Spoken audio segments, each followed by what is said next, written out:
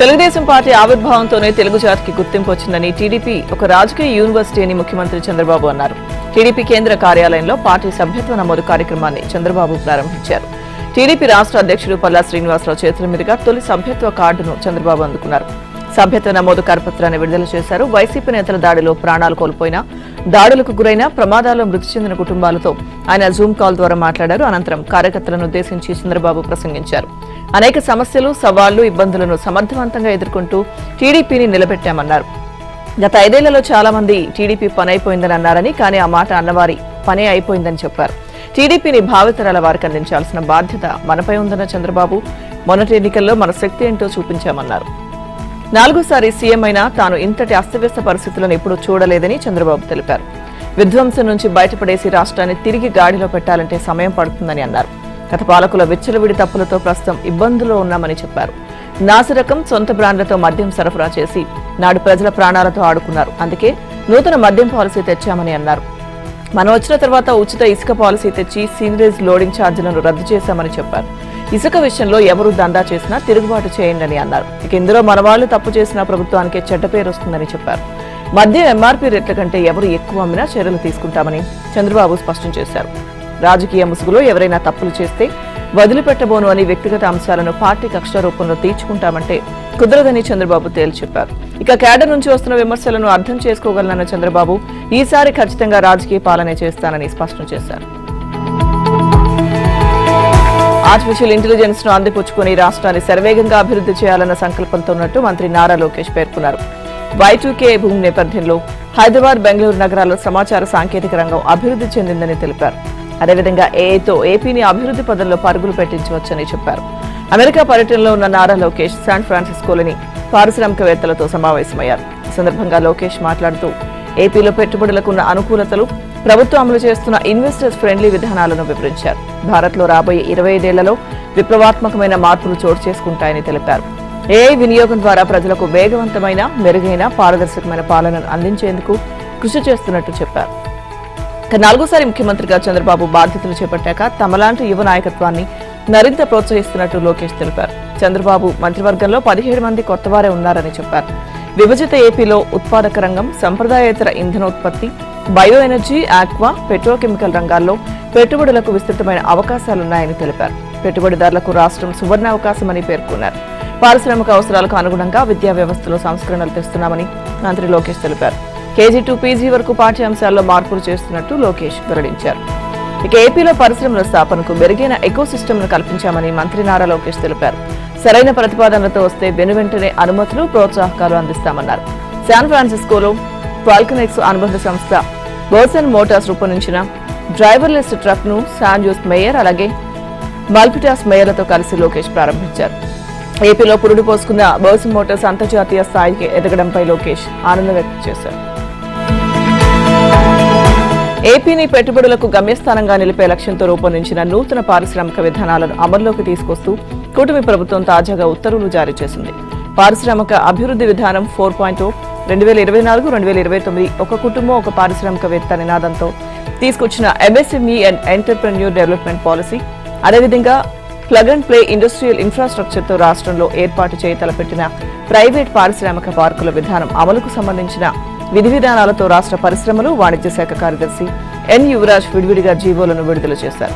ప్రపంచ వేదికపై ఏపీ బ్రాండ్ను తిరిగి నిలబెట్టి పారిశ్రామికంగా తీర్చిదిద్దాలనే లక్ష్యంతో రూపొందించిన పారిశ్రామిక అభివృద్ధి విధానంలో కూటమి ప్రభుత్వం పెట్టుబడిదారులకు భారీ ప్రోత్సాహకాలు ప్రకటించింది. పెట్టుబడులపై మూలధన రాయితీ, అలాగే PLI సబ్సిడీపై టాప్అప్ సబ్సిడీ, ఉపాధి రాయితీ, విద్యుత్ అదనపు సబ్సిడీలతో పాటు మొట్టమొదటిసారిగా డీకార్బనైజేషన్ సబ్సిడీని ప్రభుత్వం ప్రకటించింది. FCAలో ప్రకటించిన 75% ప్రోత్సాహకాలు పారిశ్రామికవేత్తలను విశేషంగా ఆకర్షిస్తున్నాయి. ఇక పారిశ్రామిక అభివృద్ధిలో నూతన ఆవిష్కరణలను ప్రోత్సహించడానికి అనేక విధానపరమైన కార్యక్రమాలను అమలు చేయనున్నట్లు ప్రభుత్వం తెలిపింది. ఈ నూతన పారిశ్రామిక అభివృద్ధి పాలసీ అమల్లోకి వచ్చిన నాటి నుంచి 5 సంవత్సరాలు లేదా కొత్త పాలసీని ప్రకటించే వరకు అమల్లో ఉంటుంది. అవసరమైతే ఈ పాలసీని ప్రభుత్వం పొడిగించవచ్చు. రాష్ట్రంలో కొత్తగా పెట్టుబడులు పెట్టేవారితో పాటు ఇప్పటికే పెట్టుబడులు పెట్టిన సంస్థలకు కూడా ఈ పాలసీ వర్తిస్తుందని ప్రభుత్వం ఆ ఉత్తర్వుల్లో తెలిపింది. ఆస్తి కోసం కన్న కొడుకే కోర్టుకి ఇచ్చి కేసు పెట్టడంతో అమ్మ కుమిలిపోతుంది. ఇదంతా చూసేందుకే తాను ఇంకా బతికి ఉన్నానా అని రోధిస్తోంది అని వైఎస్ విజయలక్ష్మి కుమార్తె పిసిసి అధ్యక్షురాలు షర్మిల ఆవేదన వ్యక్తం చేశారు. బెయిల్ రద్దు అవుతుందని తల్లిపై కేసు పెట్టానని జగన్ అనడం దుర్మార్గమని, తన ప్రయోజనం కోసం తల్లిని కోర్టుకు లాగే దౌర్భాగ్యుడు ఎవరైనా ఉన్నారా అంటూ మండిపడ్డారు. శనివారం విజయవాడ కాంగ్రెస్ కార్యాలయంలో షర్మిల మీడియా సమావేశం నిర్వహించారు. ఈ సందర్భంగా జగన్ కు తనకు మధ్య ఏర్పడిన ఆస్తుల వివాదం మీడియా ప్రస్తావించగానే షర్మిల కన్నీరు పెట్టుకున్నారు. అన్నగా జగన్ ఆదేశించిన వెంటనే ఆనాడు పాదయాత్ర చేశాను, సమైక్యాంధ్ర కోసం పోరాటం చేశాను. కానీ తనకు ఒక్క మేలైనా జగన్ చేశాడా అని గద్గద స్వరంతో షర్మిల ప్రశ్నించారు. జగన్ కోసం అమ్మ ఎంతో చేశారని, మోకాళ్ల నొప్పులు ఉన్నా జగన్ ను ముఖ్యమంత్రిని చేయడం కోసం ఆ నొప్పులకు ఐస్ రుద్దుకొని మరీ తిరిగారని గుర్తు చేశారు. అలాంటి అమ్మ మీద ఆస్తి కోసం జగన్ కేసు పెట్టారని ఆగ్రహించారు. తనకు మా అన్న అంటే ఎంతో ఇష్టం, అందుకే ఆయన ఆదేశించగానే పాదయాత్ర చేశానని అన్నారు. సమైక్య ఆంధ్రప్రదేశ్ కోసం పోరాడాను, జగన్ కోసం తాను ఏదైనా చేసేందుకు సిద్ధపడ్డాను. జగన్ ఆదేశిస్తే చనిపోతానని తెలిసినా సూర్యుని తాకేదానినని అన్నారు. తనకు ఏం మేలు చేశాడో జగన్ చెప్పాలని షర్మిల డిమాండ్ చేశారు.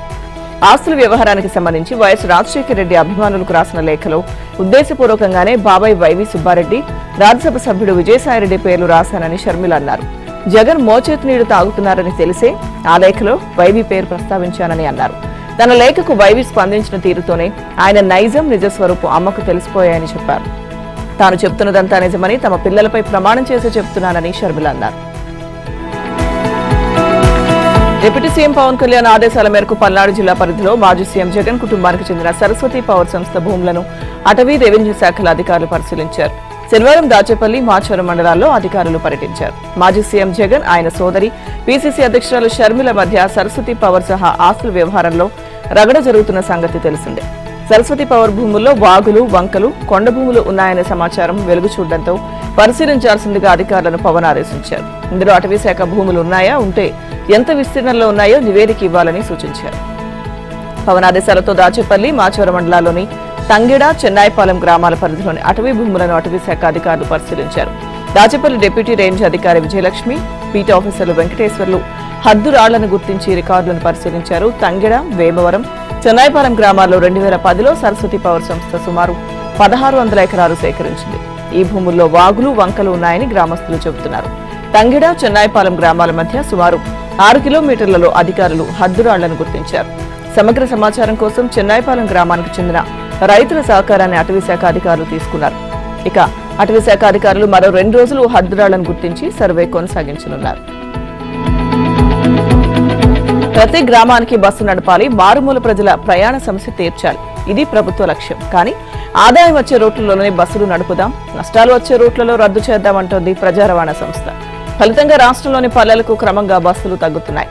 బస్సు సర్వీసులతో పాటు రోజువారీ తిరిగే కిలోమీటర్ల దూరం గడిచిన 6 ఏళ్లలో 45 లక్షల నుంచి 38 లక్షల కిలోమీటర్లకు పడిపోయింది. దీంతో ప్రజా రవాణా సంస్థ మనుగడే కష్టమవుతుంది. ఒకప్పుడు ఆసియా ఖండంలోనే అతి పెద్దదిగా పేరు తెచ్చుకున్న ఏపీఎస్ఆర్టీసీ ఇప్పుడు ఆంధ్రాలో ఆపసోపాలు పడుతుంది.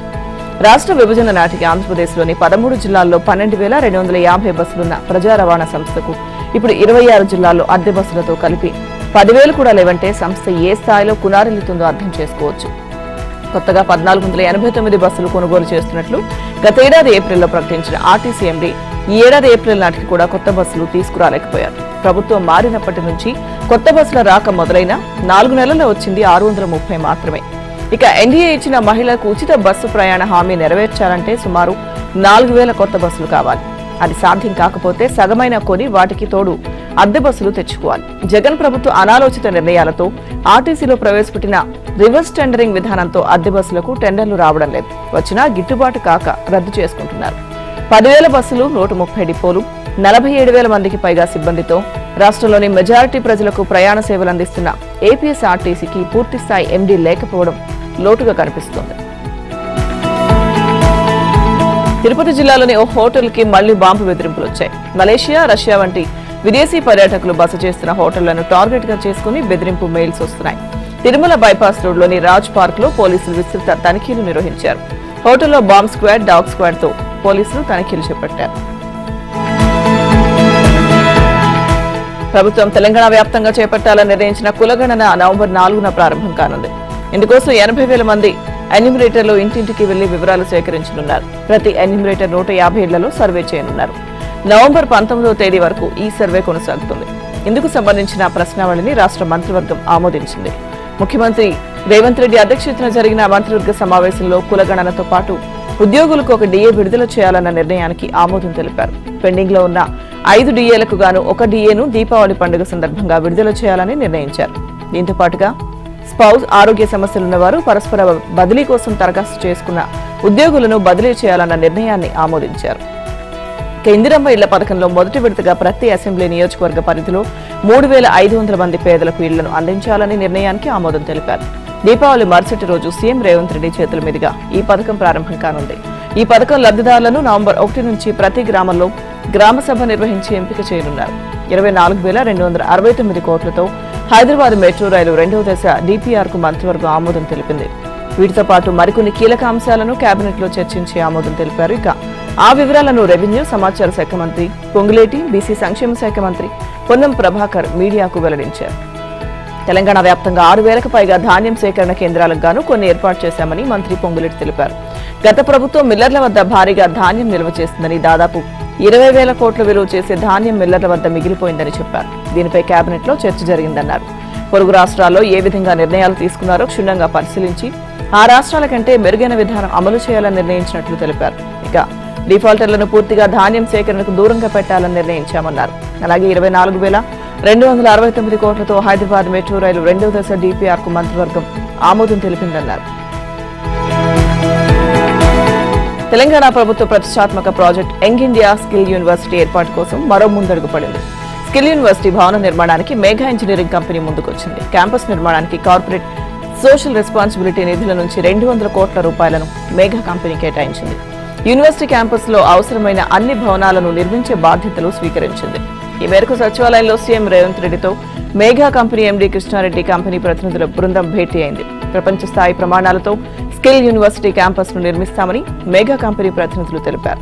ఇందులో భాగంగా యూనివర్సిటీ భవనాల నిర్మాణానికి ప్రభుత్వంతో మేఘా కంపెనీ ప్రతినిధులు అవగాహన ఒప్పందం కుదుర్చుకున్నారు.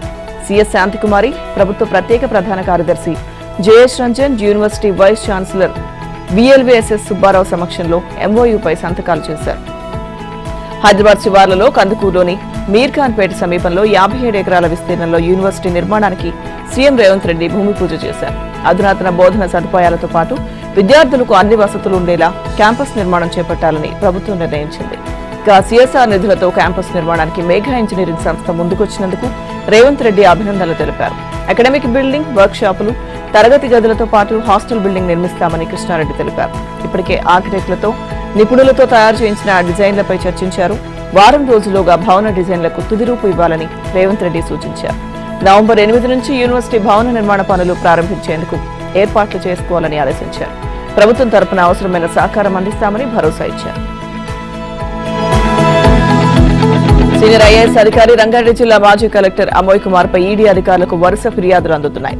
అవినీతిపై నిగ్గు తేల్చి తమకు న్యాయం చేయాలని కోరుతూ బాధితులు బషీర్బాగ్ లోకి ఈడీ కార్యాలయానికి క్యూ కడుతున్నారు. మొన్న 30 అన్నారం బాధితులు ఈడీకి ఫిర్యాదు చేయగా, తాజాగా గండిపేట మండలం వట్టినాగులపల్లి నుంచి బాధితులు ఫిర్యాదు చేశారు.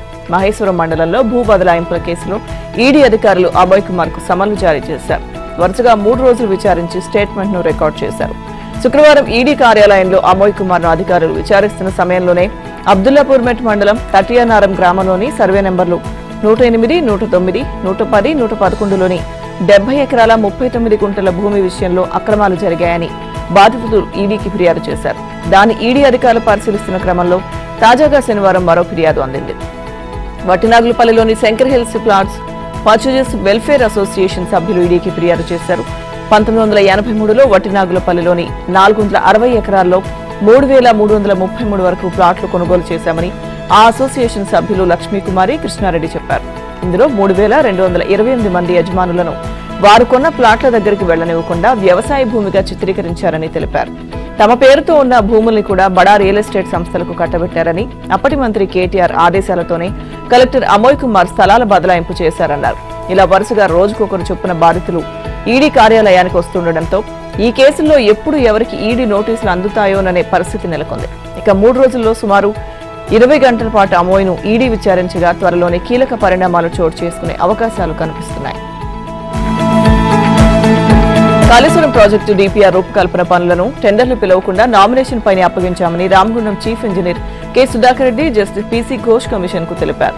ఇక అప్పటి నీటిపారుదల శాఖ మంత్రి హరీష్ రావు ఎందుకు కారణమన్నారు. బ్యారేజీల డిజైన్లు, వరద ప్రవాహ వేగానికి అనుగుణంగా జరగలేదన్నది వాస్తవమని చెప్పారు. కాళేశ్వరంపై విచారణ జరుపుతున్న జస్టిస్ ఘోష్ కమిషన్ శనివారం సుధాకర్ రెడ్డిని క్రాస్ ఎగ్జామినేషన్ చేసింది.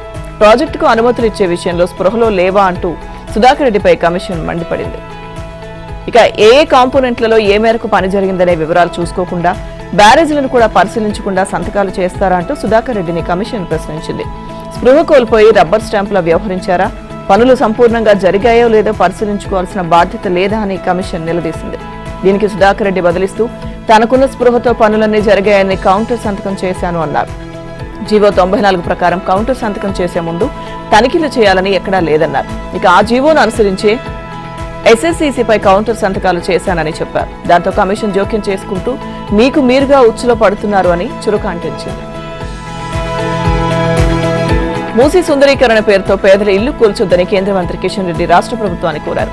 ముషీరాబాద్ లో వివిధ అభివృద్ధి పనులను స్థానిక ఎమ్మెల్యే మిఠాగోపాల్ తో కలిసి ప్రారంభించిన కిషన్ రెడ్డి కాంగ్రెస్ సర్కార్పై మండిపడ్డారు. హైదరాబాద్ నగర అభివృద్ధికి రాష్ట్ర ప్రభుత్వం నిధులు కేటాయించడం లేదని విమర్శించారు. అస్తవ్యస్తంగా మారిన డ్రైనేజ్, అధ్వానపు రోడ్లు, వెలగని వీధి దీపాలు తదితర సమస్యలతో నగర ప్రజలు ఇబ్బందులు పడుతున్నా పట్టించుకోవడం లేదని ఆరోపించారు. హైదరాబాద్ లో డ్రైనేజ్ వ్యవస్థ అధ్వానంగా మారిందని, ప్రభుత్వం వెంటనే మేలుకోకపోతే రానున్న రోజుల్లో డ్రైనేజీ వ్యవస్థ స్తంభించిపోయే ప్రమాదం ఉందని హెచ్చరించారు. సకాలంలో బిల్లులు చెల్లించకపోవడంతో అభివృద్ధి పనులకు పలుమార్లు టెండర్లకు పిలిచినా కాంట్రాక్టర్లు ముందుకు రావడం లేదని అన్నారు. హై లెవెల్ మీటింగ్ ఏర్పాటు చేసి హైదరాబాద్ అభివృద్ధికి వెంటనే నిధులు విడుదల చేయాలని కిషన్ రెడ్డి రాష్ట్ర ప్రభుత్వాన్ని డిమాండ్ చేశారు. దేశవ్యాప్తంగా సంచలనం సృష్టించిన ఫోన్ ట్యాపింగ్ కేసులో త్వరలో కీలక పరిణామాలు చోటు చేసుకోనున్నాయి. గత మార్చిలో నమోదైన ఈ కేసులో దర్యాప్తు అధికారులు ఇప్పటికే 4 పోలీసు అధికారులను అరెస్ట్ చేశారు. ఈ కేసులో A1 గా ఉన్న ఎస్ఐబీ మాజీ చీఫ్ ప్రభాకర్ రావుతో పాటు మరో వ్యక్తి కోసం చట్టపరంగా ముందుకెళ్తున్నారు. ఇప్పటికే ఈ కేసులో వందలాది మంది సాక్షులను విచారించి స్టేట్మెంట్ రికార్డు చేశారు. దర్యాప్తులో లభించిన సమాచారంతో త్వరలోనే రాజకీయ నాయకుల కోణంలో విచారణకు అధికారులు సిద్ధమవుతున్నారు. ఇటీవల అధికార పార్టీ నాయకులు చేసిన వ్యాఖ్యల నేపథ్యంలో ఫోన్ ట్యాపింగ్ తో ప్రమేయం ఉన్న అప్పటి అధికార పార్టీ నేతలకు పోలీసులు నోటీసులు జారీ చేసి విచారించేందుకు రంగం సిద్ధం చేసినట్టు తెలిసింది. ఫోన్ ట్యాపింగ్ కేసు నమోదైనప్పటి నుంచి విదేశాల్లో తలదాచుకున్న ప్రభాకర్ రావును వీలైనంత త్వరగా రప్పించడంపై అధికారులు దృష్టి సారించారు. అందుకు అవసరమైన అన్ని మార్గాల్లో ముందుకు వెళ్తున్నారు. గతంలో కీలక కేసులో విదేశాల్లో నక్కిన వారిని వెనక్కు రప్పించడంలో అనుసరించిన విధానాలపై అనుభవం ఉన్న అధికారులు ఇప్పుడు అదే పద్ధతిలో ముందుకు వెళ్లనున్నట్టు తెలిసింది. ఫోన్ ట్యాపింగ్ తర్వాత కీలకమైన భూ బదలాయింపుల కేసులో ఇప్పటికే ఈడీ దూకుడుగా ఉన్న నేపథ్యంలో రాష్ట్ర ప్రభుత్వం కూడా విచారణకు ఆదేశించే అవకాశాలు కనిపిస్తున్నాయి. మహేశ్వరం పోలీసులు నమోదు చేసిన కేసు ఆధారంగా మలీ లాండరింగ్ కోణంలో ఈడీ విచారణ చేస్తుంది. ఈ కేసుతో సంబంధం ఉన్న రాజకీయ నాయకులపై కేసులు నమోదు చేసే అవకాశం ఉంది. 100 కోట్ల అక్రమాలకు సంబంధించి సీనియర్ ఐఏఎస్ కు ఈడీ సమన్లు జారీ చేసి సుదీర్ఘంగా విచారించి స్టేట్మెంట్ రికార్డు చేసింది. ఈ కేసులో ప్రస్తుత మాజీ ఐఏఎస్ల పేర్లు బహిర్గతమయ్యాయి. దీంతో ఇప్పటి వరకు అధికారుల చుట్టూ తిరిగిన దర్యాప్తు ఇకపై నాయకుల చుట్టూ తిరగనున్నట్టు తెలుస్తోంది. తెలంగాణ ఖజానాకు రిజిస్ట్రేషన్లతో వచ్చే ఆదాయం తగ్గుతోంది. ఈ తగ్గుదల రాబడిలో కోతకు దారితీస్తుంది. ఈ ఆర్థిక సంవత్సరంలో వరుసగా సెప్టెంబర్, అక్టోబర్ నెలలో రిజిస్ట్రేషన్ల ఆదాయం గత ఏడాదితో పోలిస్తే బాగా తగ్గిపోయింది. ఈ ఏడాది సెప్టెంబర్లో ఆదాయం గత ఏడాది ఇదే నెలతో పోల్చితే 26.15% తగ్గి 857.83 కోట్లుగా నమోదైంది. అలాగే అక్టోబర్లోనూ 26వ తేదీ వరకు గత ఏడాది ఇదే నెల రాబడితో పోలిస్తే 24.4% తగ్గింది. ఈ ఆర్థిక సంవత్సరంలో మేలో 18.06%, సెప్టెంబర్లో 26.15%, అక్టోబర్లో 24.4% రిజిస్ట్రేషన్ల ఆదాయం గత ఏడాదితో పోల్చితే తగ్గిపోయింది. అయితే ఏప్రిల్ ఆదాయంలో 2.5%, జూన్లో 9.58%, ఆగస్టులో 0.77% పెరుగుదల నమోదైంది. జూలై నెలలోనే ఆదాయం గత ఏడాదితో పోల్చితే ఏకంగా 38.06% పెరగడం విశేషం. ఇక దస్తావేజుల రిజిస్ట్రేషన్ విషయానికి వస్తే 2023-24 ఏప్రిల్ నుంచి అక్టోబర్ వరకు 11.52 లక్షల దస్తావేజులు రిజిస్టర్ కాగా 2024లో ఇదే కాలంలో 10.16 లక్షల దస్తావేజులు రిజిస్టర్ అయ్యాయి. ఆదాయం విషయానికి వస్తే 2023-24 ఏప్రిల్ నుంచి అక్టోబర్ వరకు 8,451 కోట్లు రాగా ఈ ఏడాది ఇదే కాలంలో 8,213 కోట్ల ఆదాయం సమకూరింది. గత ఏడాదితో పోల్చితే రాబడి 237 కోట్లు తగ్గింది. ఇక ఈ ఆర్థిక సంవత్సరం తొలి 7 నెలలకు రిజిస్ట్రేషన్లతో నిర్దేశించుకున్న రాబడి లక్ష్యం 9,936 కోట్లు కాగా వచ్చిన ఆదాయం 8,213 కోట్లు మాత్రమే. అంటే లక్ష్యంలో 1,722 కోట్ల రూపాయల మేర లోటు ఏర్పడింది. రిజిస్ట్రేషన్లు తగ్గడానికి ఆ శాఖ అధికారులు పలు కారణాలు చెబుతున్నారు. తెలంగాణలోని వివిధ బెటాలియన్లలో జరుగుతున్న ఆందోళనలను పోలీస్ శాఖ సీరియస్ గా తీసుకుంది. సెలవుల విషయంలో ఇదివరకు ఉన్న పద్ధతినే అమలు చేస్తామని ప్రకటించిన నిరసనలు ఆగకపోవడంతో ఉన్నతాధికారులు ఆగ్రహం వ్యక్తం చేశారు. పోలీసు ఉద్యోగంలో ఉండి ధర్నాలు ఆందోళనకు నాయకత్వం వహిస్తున్న వారు న్యూస్ ఛానల్స్ కి ఇంటర్వ్యూలు ఇస్తూ సోషల్ మీడియాలో పోస్టింగ్స్ చేస్తూ ఆందోళనలను ప్రేరేపిస్తున్న వారిని పోలీసు శాఖ గుర్తించింది. తీవ్రమైన క్రమశిక్షణ రాహిత్యానికి పాల్పడుతున్న 39 మందిని గుర్తించి సస్పెండ్ చేసింది. వీరిలో కానిస్టేబుల్, హెడ్ కానిస్టేబుల్ ఉన్నారు. ఇక పోలీసు యూనిఫామ్ క్రమశిక్షణకు మారుపేరని, యూనిఫామ్ సర్వీస్ లో ఉండి నిరసనకు దిగడం సరికాదని డీజీపీ జితేందర్ అన్నారు. ఇక టీజీఎస్పీ విధులు కొన్ని దశాబ్దాల నుంచి అమల్లో ఉన్నాయని తెలిపారు. పోలీసు నియామక సమయంలోనే కానిస్టేబుల్ను సివిల్, ఏఆర్, స్పెషల్ పోలీసుగా ఎంపిక చేస్తారని వివరించారు. విభాగాల వారీగా సిబ్బంది పనితీరు ఉంటుందని అన్నారు. తెలంగాణ పోలీసులకు ఇతర రాష్ట్రాలతో పోలిస్తే వేతనాలు ఎక్కువగానే ఉన్నాయని, ఆరోగ్య భద్రత, ఇతర అనేక సంక్షేమ పథకాలు అమల్లో ఉన్నాయని డీజీపీ చెప్పారు. ఏవైనా సమస్యలుంటే బెటాలియన్లలో నిర్వహించే దర్బార్లో ఉన్నతాధికారుల దృష్టికి తేవాలన్నారు. యూనిఫామ్ సర్వీస్ సిబ్బంది ఆందోళన నిర్వహించడం తీవ్రమైన విషయమని తెలిపారు. ఇక టీజీఎస్పీ సిబ్బంది సమస్యలను పోలీస్ శాఖ సానుభూతితో పరిశీలిస్తుందని డీజీపీ తెలిపారు. ఆందోళనకు దిగితే కఠిన చర్యలుంటాయని హెచ్చరించారు. ఆన్లైన్ వేదికగా డ్రగ్ ఇంజెక్షన్లు అమ్ముతున్న ముఠాను పోలీసులు అరెస్ట్ చేశారు. మత్తు, స్టెరాయిడ్ ఇంజెక్షన్లు విక్రయిస్తున్న అంతరాష్ట్ర ముఠాను టీజీ న్యాబ్ అధికారులు అదుపులోకి తీసుకున్నారు. ఇక ఇంజెక్షన్లను కొని స్థానికంగా అమ్ముతున్న మరో 7గురిని అరెస్ట్ చేశారు. హాజీపూర్ కేంద్రంగా దేశవ్యాప్తంగా మత్తు ఇంజెక్షన్లు సరఫరా చేస్తున్నారు. మత్తు ఇంజెక్షన్ల డిమాండ్ పెరగడంతో ఏకంగా ఫ్యాక్టరీని పెట్టేశారు. సరస్వతి ఎంటర్ప్రైజెస్ పేరుతో ఫార్మా డిస్ట్రిబ్యూటర్ డ్రగ్స్ ఇంజెక్షన్లు సరఫరా చేస్తున్నారు. దేశవ్యాప్తంగా ఇప్పటి వరకు 88 లక్షల ఇంజెక్షన్లు సరఫరా చేశారు. ప్రధాన నిందితుడు విజయ్ కుమార్ గుప్తాతో పాటు నయీముద్దీన్ పోలీసులు అరెస్ట్ చేశారు. కాంగ్రెస్ అగ్రనేత రాహుల్ గాంధీ ఓ సామాన్య బార్బర్ను ఆశ్చర్యపరిచారు. బార్బర్ షాప్ లోకి వెళ్లి గడ్డం ట్రిమ్మింగ్ చేయమంటూ సీట్లో కూర్చున్నారు. రాహుల్ గాంధీ ఊహించిన విధంగా తన షాప్ కు రావడంతో బార్బర్ ఆశ్చర్యపోయాడు. విపరీతంగా టెన్షన్ పడ్డాడు. వణుకుతున్న చేతులతో ట్రిమ్మింగ్ చేశాడు. రాహుల్ ఆప్యాయంగా కౌగులించుకోవడంతో అతడి కళ్లు చెమర్చాయి. ఢిల్లీలోని ఉత్తమ్ నగర్ ఏరియాలో ఉన్న క్లాసిక్ హెయిర్ సెలూన్ కు రాహుల్ గాంధీ వెళ్లారు. బార్బర్ అజిత్ తో మాట్లాడి అతడి సాధక బాధకాలు, కలలు, ఆశయాలను అడిగి తెలుసుకున్నారు. దీనికి సంబంధించిన వీడియోను రాహుల్ ఎక్స్ లో షేర్ చేశారు. దేశ రాజధాని ఢిల్లీని వాయు కాలుష్యం వణికిస్తుంది. దీపావళికి ముందే దేశ రాజధాని గ్యాస్ ఛాంబర్లా మారడం ఆందోళన కలిగిస్తుంది. ఇక ఢిల్లీ ఎన్సీఆర్ లో పెరుగుతున్న వాయు కాలుష్యంతో ప్రజలు తీవ్ర ఇబ్బందులు పడుతున్నారు. వాయు కాలుష్యం కారణంగా వృద్ధులు, చిన్నారులు, రోగులు తీవ్ర ఇబ్బందులు పడుతున్నారు. ఇక ఢిల్లీ, నోయిడా, గ్రేటర్ నోయిడా, గజియాబాద్ సహా పలు ప్రాంతాల్లో పొగమంచు కమ్ముకుంది. దీంతో మార్నింగ్ వాక్ కు వెళ్లే వాళ్లు, వాహనదారులు తీవ్ర ఇబ్బందులు ఎదుర్కొన్నారు. ఢిల్లీ వాతావరణంలో గతంలో కన్నా స్వల్ప పెరుగుదల కనిపించినప్పటికీ దేశంలోని కాలుష్య నగరాల జాబితా ప్రకారం చూస్తే ఢిల్లీ 6వ స్థానంలో ఉండడం టెన్షన్ పెడుతుంది. ఢిల్లీలోని ఆనంద్ విహార్ ప్రాంతం AQI 364తో వాయు నాణ్యత విషయంలో దారుణంగా ఉంది.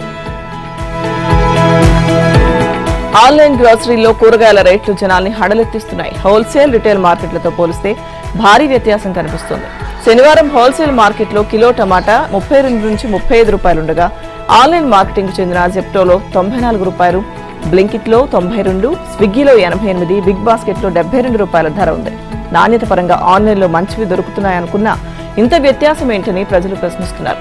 ఒక మోస్తరు రకానికి, నెంబర్ 1 రకానికి మధ్య ధరలో గరిష్టంగా 15% కంటే ఎక్కువ తేడా ఉండే అవకాశం లేదు. కానీ ఇక్కడ ఏకంగా 200% అధికంగా ధరలు ఉండడం గమనార్హం. దీంతో ఆన్లైన్లో కూరగాయలను కొనేందుకు వివిధ వర్గాల ప్రజలు వెనుకంజ వేస్తున్నారు.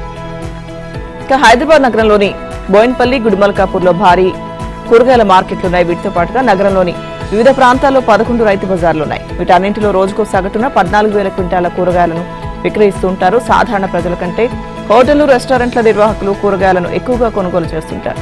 భారీ వర్షాల వంటి సందర్భాల్లో కూరగాయల ధరలు పెరుగుతూ ఉంటాయి. అయితే కొంతకాలంగా హోల్సేల్ మార్కెట్లలో దళారుల రాజ్యం నడుస్తోంది.